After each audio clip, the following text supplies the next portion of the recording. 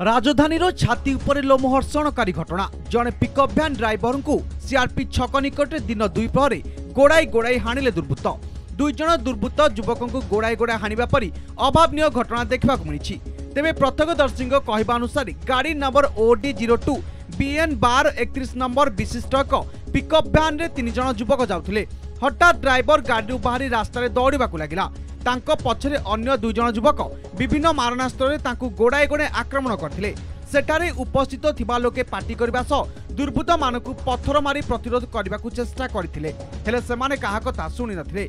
खबर पाई PCR van घटनास्थल रे पहुंची लोकंक सहायतारे 2 दुर्बृत्तंकु काबू करथिला। तेबे गुरुतर आहत होइतिबा युवकंकु पुलिस कैपिटल हॉस्पिटल रे भर्ती करथिले, हेले सेठारे डाक्टर तांकु मृत घोषणा करथिले। तेबे दुर्बृत्त माने काहेकि एभली कांड घटाइले से नै कोनोसी स्पष्ट सूचना मिल नाही। तेबे पुलिस ए घटनार तदंत आरंभ करछि। Bureau report, Konark news.